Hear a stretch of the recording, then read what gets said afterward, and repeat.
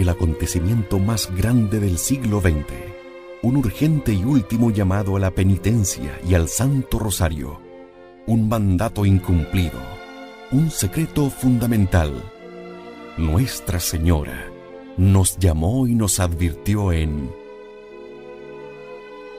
Fátima, misericordia y justicia. En Convicción Radio.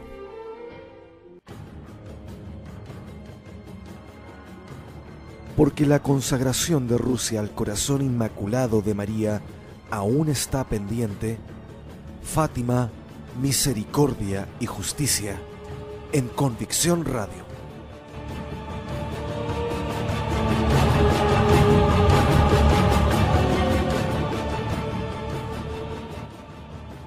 Pasaremos a revisar los signos personales que han recibido los papas acerca del origen celestial del mensaje de Fátima. Además de los signos generales de los cuales hemos expuesto un pequeño extracto, hubo también evidentes signos personales de parte del cielo para cada uno de los pontífices. A continuación, algunos ejemplos escogidos.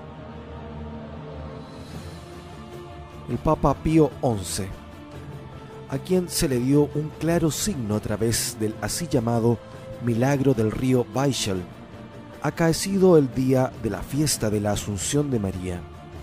Se trata de una victoria de Polonia sobre Rusia, difícil de explicar en términos humanos, cuando Rusia se encontraba ya a las puertas de Varsovia en 1920 y que de no haber sido detenida, se habría expandido pronto a Europa del Oeste. Lógicamente estamos hablando de la Rusia bolchevique. En ese momento, Pío XI era nuncio en Polonia y participó activamente en la organización de la campaña de oraciones públicas a la Santísima Virgen María para pedir la victoria. De esta manera, con el triunfo conseguido, el cielo le demostró ya en estos años que a la Madre de Dios le fue dado un poder especial sobre el comunismo. Después de la Revolución de Octubre, Lenin quería desencadenar a toda costa y a la brevedad posible la Revolución Mundial. Después de la victoria sobre las legiones blancas, Lenin marchó inmediatamente a Polonia con este propósito. Los polacos huyeron. El ejército ruso avanzó incluso hasta Varsovia y hasta las cercanías de la frontera con Alemania. La Entente se inquietó de tal modo por esta guerra relámpago que de inmediato mandó no solamente armas y municiones a Polonia, sino también oficiales superiores bajo el mando del general francés Maxime Weygand, bajo cuya dirección ocurrió, en medio de sangrientas batallas, desde el 12 al 16 de agosto, el así llamado milagro del río Weichel. Los rusos fueron expulsados y el resultado de esta batalla de Varsovia, de importancia histórica mundial, fue la paz de Riga, el 18 de marzo de 1921. El cristiano creyente no podrá ver como mera casualidad el hecho de que la situación se definiera justamente en la fiesta de la Asunción de María, ya que si no se hubiese detenido el ejército rojo aquí, Europa sería hoy día bolchevique. En el breviario, en la parte propia para Polonia, se atribuye expresamente y en dos lugares el milagro del río Weichel a la Virgen María.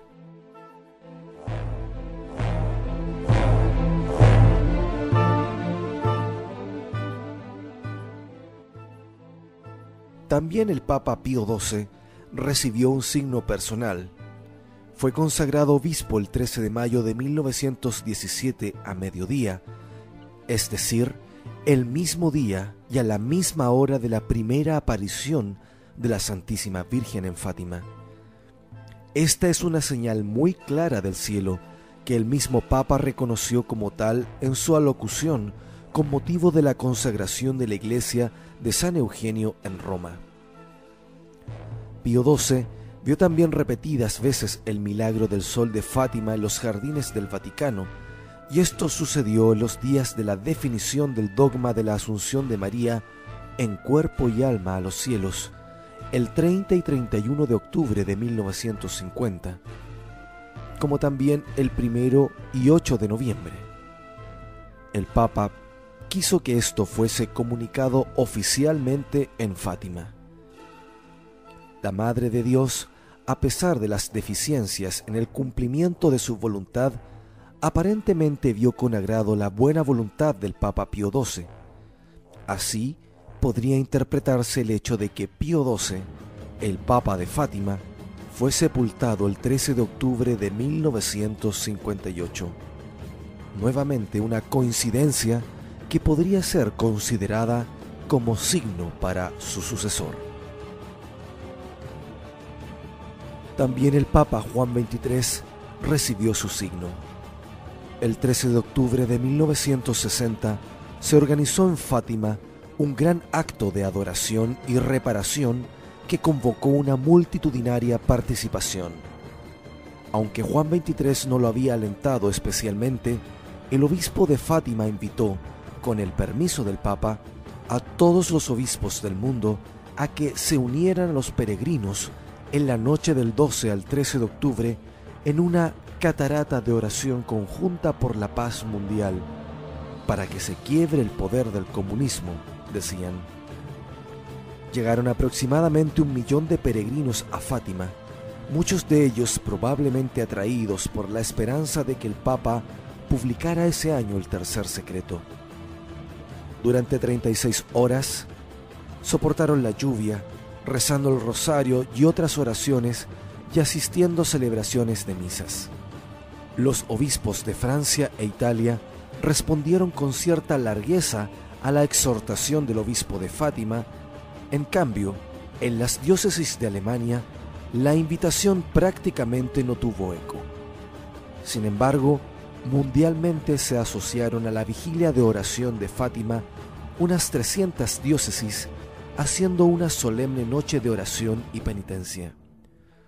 Oigamos un testimonio personal sobre esta extraordinaria jornada de penitencia en Fátima.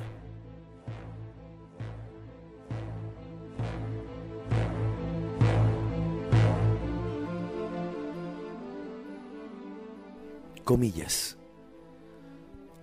Pude pasar aquella noche en Fátima y no lo olvidaré nunca. Toda la noche llovió a cántaros, ráfagas de viento silbaban sobre la cova de Iria y casi había que afirmarse para no ser arrastrado. Incluso tarde después de la medianoche, estos valientes portugueses seguían parados, cientos de miles de personas, entre ellos hasta niños. Había hombres que venían desde más de 500 kilómetros caminando descalzos, a pan y agua, pernoctando a campo abierto. Mas el que procedía dando el mejor ejemplo era el obispo. Monseñor Venancio había llegado con seminaristas desde Leiria hasta Fátima, subiendo la sierra de Iria descalzo, una distancia de al menos 23 kilómetros de sendero de montaña. El obispo llegó descalzo a Fátima y era conmovedor el ejemplo de hombres de su ciudad diocesana que hicieron el mismo recorrido hincados de rodillas, lo que les costó 5 días para llegar. Así fue como los portugueses entendieron la invitación, mientras los alemanes permanecieron lamentablemente dormidos. Esta es una crónica de Joseph Stromayer. ¿Cuál fue el efecto de esta heroica noche de oración y penitencia?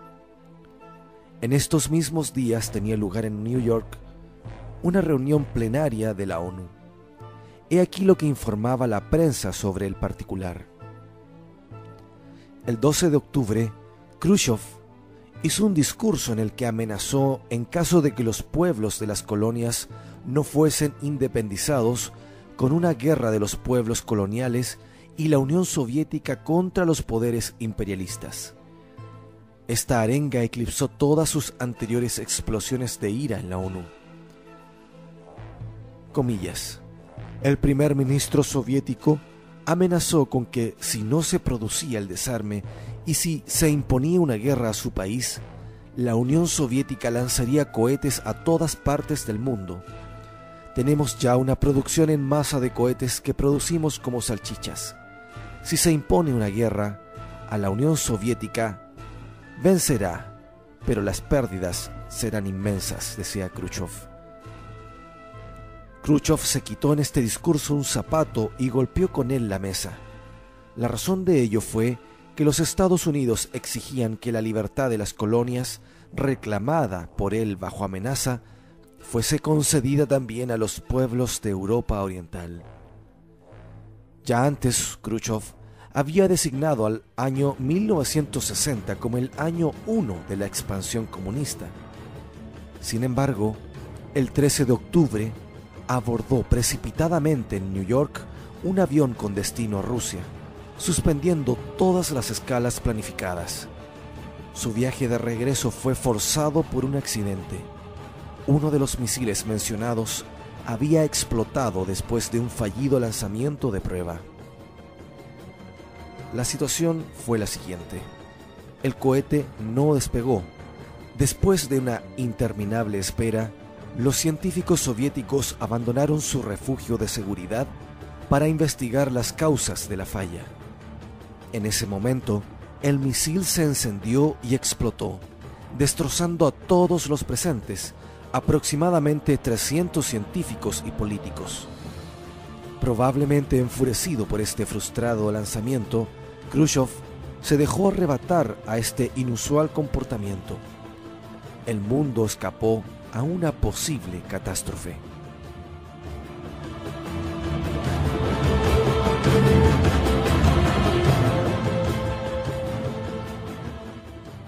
Estos hechos, encubiertos por los rusos, se conocieron, entre otras fuentes, a través del coronel Oleg Penkovsky, quien fue apresado el 22 de octubre de 1962 por las fuerzas de seguridad soviéticas y fusilado el 16 de mayo del año siguiente.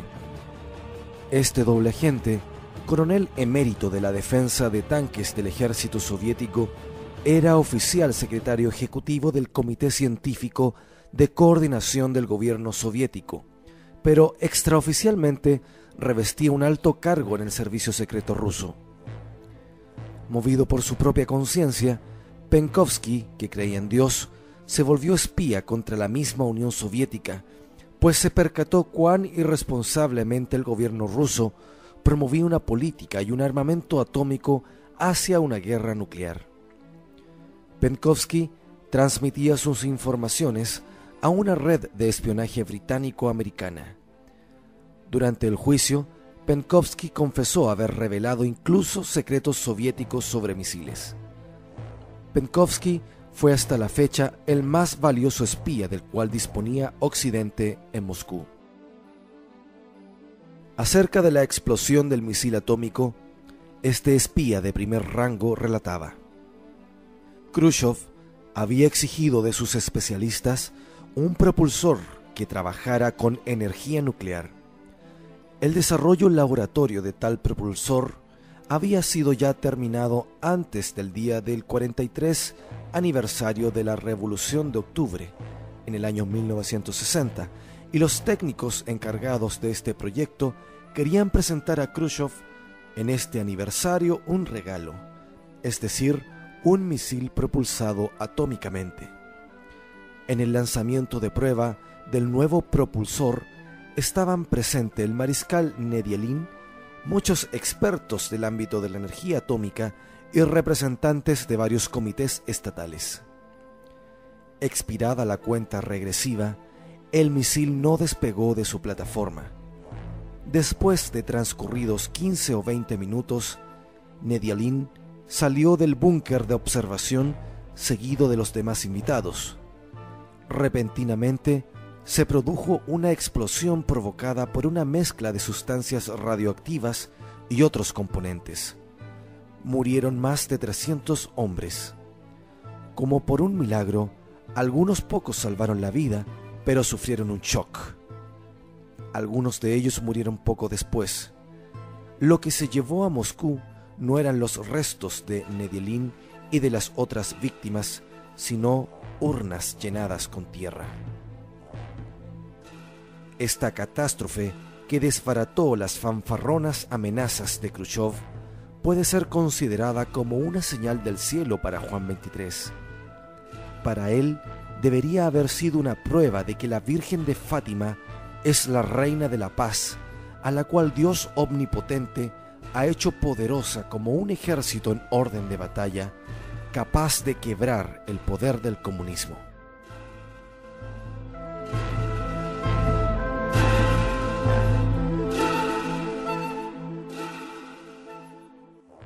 Como cardenal aún, Juan Pablo I había hecho una peregrinación a Fátima el 10 de julio de 1977, gracias a la cual vio afianzada su confianza en la Santísima Virgen. Al día siguiente se entrevistó con Sor Lucía, lo que le estaba permitido por ser cardenal, y pasó aproximadamente 2 horas en conversación con ella, después de lo cual se mostró muy afectado. Según se averiguó más tarde a través de su hermano Eduardo y de don G. Pataro, Sor Lucía le predijo que sería papa.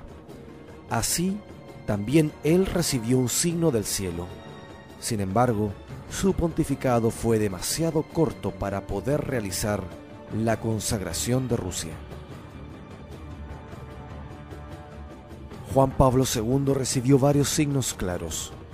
Como se sabe, en los primeros años de su pontificado no tenía gran consideración por la consagración de Rusia pedida en Fátima. El 13 de mayo de 1981 fue víctima de un atentado, quedando gravemente herido. Apenas iniciada su recuperación, a los pocos días pidió que le fuese leído un libro acerca de Fátima. Aparentemente, el Papa tomó en serio el signo del cielo. Precisamente, un año después, el 13 de mayo de 1982, realizó en Fátima el primer intento de consagración. Más tarde, quedó en claro que el atentado había sido tramado por gobiernos comunistas. Para el Papa, la lección de este atentado era la siguiente: del comunismo surge un peligro mortal para la Iglesia. Sin embargo, la Santísima Virgen tiene el poder de protegerla, a ella y al Papa, su representante, de esta amenaza, lo cual quedó de manifiesto en que el sumo pontífice fue preservado de la bala mortal en un 13 de mayo, día de Fátima. Al poco tiempo hubo otro signo, este menos conocido. El 25 de marzo de 1984, el Papa Juan Pablo II realizó en Roma la consagración del mundo después de haber pedido epistolarmente a los obispos que se le uniesen. Poco después ocurrieron hechos que tienen mucha semejanza con la mencionada catástrofe del 13 de octubre de 1960. Dejemos los testimonios hablar por sí mismos. El peligro al cual estaba expuesto Occidente alcanzó su punto cúlmine bajo la dictadura de Brezhnev. Cuando fue planeada la brutal invasión de Europa para los años 80, el poderoso arsenal de la península de Kola fue dispuesto para entrar en combate. 2.000 cohetes de todas las categorías estaban almacenados en los inaccesibles refugios de Severomorsk, en las cercanías de Murmansk. Los presagios de una tormenta roja se vislumbraban una y otra vez. En esto fallece Brezhnev en noviembre de 1982. Su sucesor, el intelectual Andropov, que seguía una estrategia más sutil y que estaba gravemente enfermo, deja pasar el año 1983 sin actuar. Fallece el 2 de enero siguiente. Chernenko, partidario de una confrontación directa de fuerzas con Occidente, reactiva los preparativos. Mas, el 13 de mayo de 1984, una gigantesca explosión, seguida por un incendio de 5 días de duración, devasta la base naval y el arsenal de Severomorsk, destruyendo el 80% de los cohetes allí almacenados. En mayo de 1984 se produjo una de las más grandes catástrofes en la península de Kola, cuando una explosión gigantesca destruyó un tercio de las existencias de misiles de la Flota del Norte. Explosiones similares de la carga propulsora a bordo podrían haber tenido también fatales consecuencias. Casi nadie en Occidente conoce el nombre. Severomorsk, depósito de municiones de la Marina Soviética cerca de Murmansk, a más o menos 100 kilómetros de la frontera noruega. Este punto de apoyo tiene especial importancia como base de operaciones de la Flota del Norte. A la vez, esta poderosa Flota del Norte representa una amenaza inmediata para Europa. En cualquier momento puede producirse un ataque en el Atlántico de manera que Europa quede aislada. Otra gran catástrofe destruirá un gran complejo industrial presumiblemente el 13 de diciembre del mismo año. El ministro de Defensa Ustinov muere en forma misteriosa el 19 de diciembre y su sucesor Sokolov el 22 del mismo mes. Cuando Rusia aún no se recuperaba de estos golpes, en marzo de 1985 muere el mismo Chernenko, presidente de la presidencia del Soviet Supremo.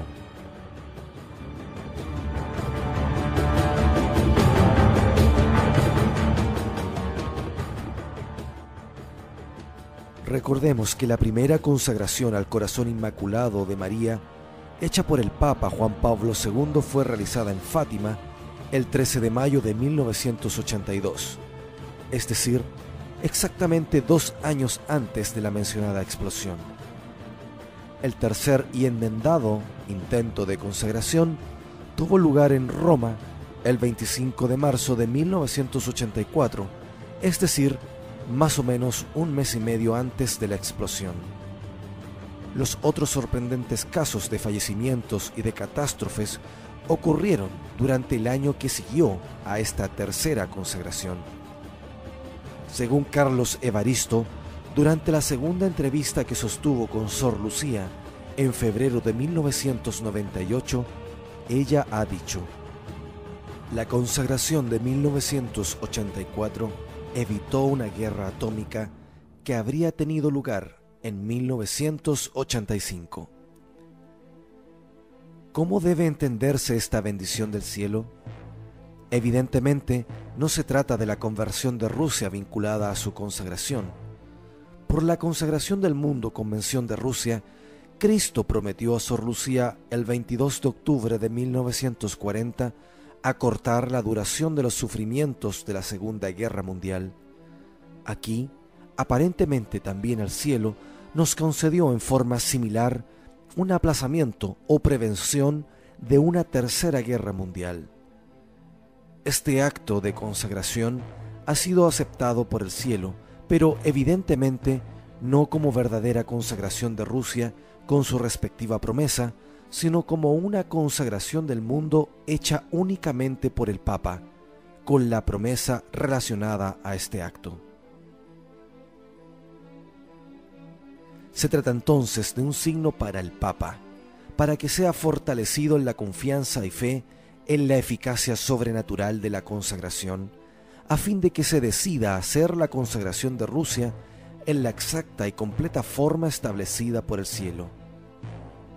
¿Cuántos signos más habrían sido necesarios para que finalmente Juan Pablo II hubiera realizado ante nuestros ojos, llenos de felicidad, los deseos del corazón inmaculado de María?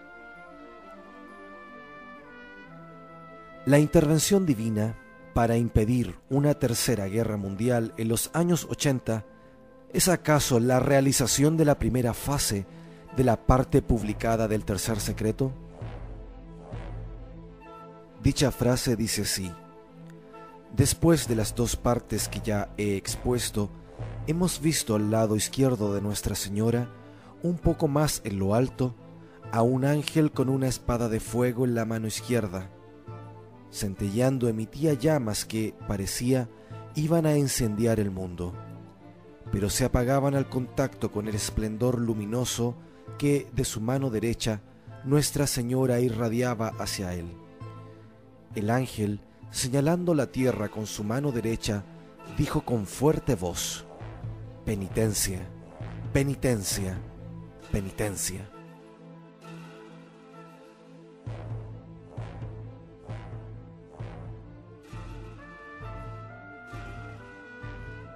Con ocasión del Gran Año Jubilar 2000, el Papa Juan Pablo II realizó el 8 de octubre de ese año, en unión con los obispos reunidos en Roma y ante la estatua original de la Virgen de Fátima, un acto de entrega a María Santísima del tercer milenio.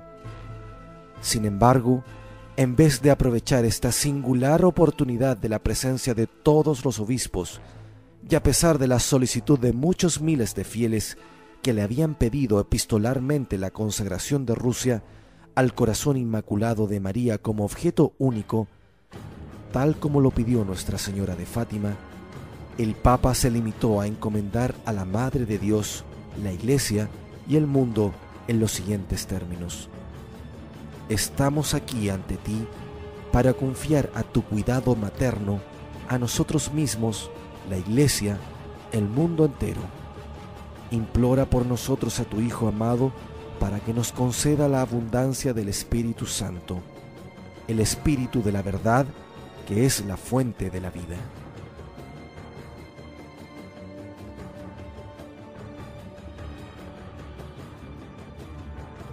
Después de haber demostrado que efectivamente la consagración de Rusia al corazón inmaculado de María nunca fue realizada, tal como lo exigió el cielo, cabe estudiar, y a partir del próximo capítulo, las funestas consecuencias de la desobediencia al cielo y las advertencias divinas al respecto. Muchas gracias, y que la Santísima Virgen María nos acompañe, y en especial acompañe a su Santidad Benedicto XVI para que termine esta obra inconclusa de la misericordia de Dios. Que Dios nos bendiga a todos.